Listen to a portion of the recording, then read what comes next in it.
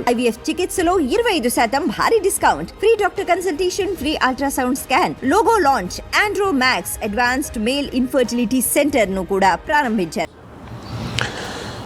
గత ఏడాది మంగళగిరిలో ఉన్నటువంటి టీడీపీ కేంద్ర కార్యాలయం మీద పలువురు వ్యక్తులు దాడి చేసినటువంటి ఘటన అందరికీ తెలిసిందే. దీనికి సంబంధించే గత 3-4 రోజులుగా పోలీసులు వరుసగా వైఎస్ఆర్ కాంగ్రెస్ పార్టీ కార్యకర్తలు, కొంతమంది కార్పొరేటర్లను కూడా అరెస్ట్ చేయడం జరిగింది. వీటిలో ముఖ్యంగా గుంటూరుకు చెందినటువంటి ఒక కార్పొరేటర్ కూడా ఉన్నారు.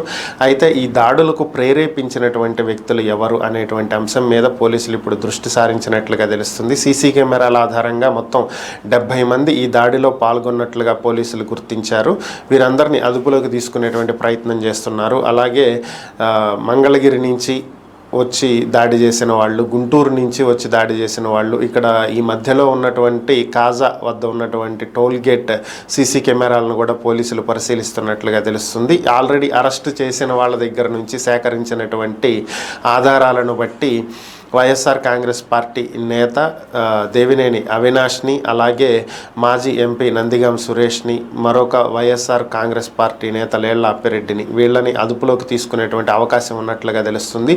ఈ దాడికి వీరు 3 మనుషుల్ని పంపించారని, వీరి ప్రేరేపితంతో 70 మందికి పైగా ఈ దాడిలో పాల్గొన్నారని, దీనంతటికీ కారణం వీళ్ళు 3 అని చెప్పి పోలీసులు భావిస్తున్నారు. దానికి తగినటువంటి ఆధారాలు కూడా లభించినట్లుగా తెలుస్తుంది.